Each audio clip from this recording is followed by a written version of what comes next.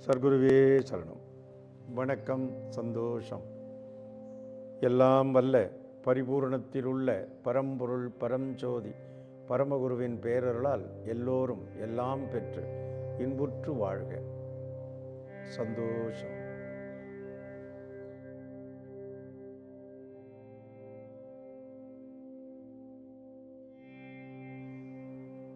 இந்த வேள்வியும் அகத்தில் செய்யப்படுவது.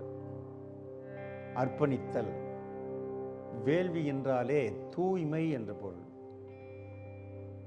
புனித உணர்வு, தூய உணர்வை பெறுதல்.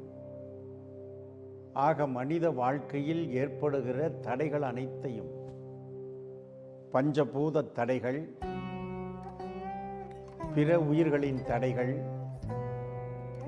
தன்னுடைய எண்ணம், சொல், செயல் இவைகளால் வருகிற முன்னேற்றத்திற்கு ஏற்படுத்தப்படுகிற தடைகள், இந்த தடைகளையெல்லாம் நீக்க அகத்திலே செய்யப்படுகிற வேள்வி, புறத்திலே செய்யப்படுகிற யாகம், யஜ்ஞம் இவைகளெல்லாம் புறத்தில் அக்னியை வைத்து செய்யப்படுவர். அக்னிக்கு அனைத்தையும் அர்ப்பணிக்கிறோம்.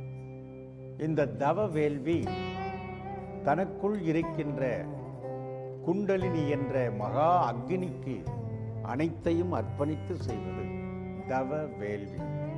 ஆகவேதான் இந்த வேள்வியில் அந்த தூய உணர்வு நிலையில் இருந்து தன்னையும் தூய்மைப்படுத்தி தன் குடும்பம், தனது சமுதாயம், தனது தேசம், இந்த உலகம் முழுவதையும் தூய்மைப்படுத்துகின்ற ஒரு அற்புதமான அறப்பணிதான் வேள்வி. இந்த வேள்வி அன்று முதல் இன்று வரை ரிஷிகளாலும் யோகியர்களாலும் மகான்களாலும் இயற்றப்பட்டு வந்து கொண்டிருக்கிறது. ஆகவே வேள்வி எல்லா காலங்களிலும் அவசியமாக கருதப்பட்டு அந்த வேள்விகள் தொன்று தொட்டு செய்யப்பட்டு வருகிறது. அதனால்தான் பஞ்சபூத தூய்மை.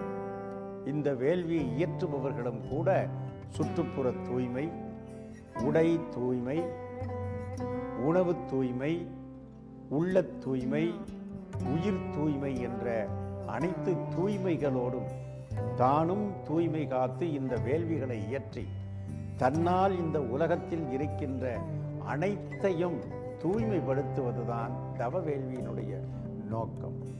சந்தோஷம்.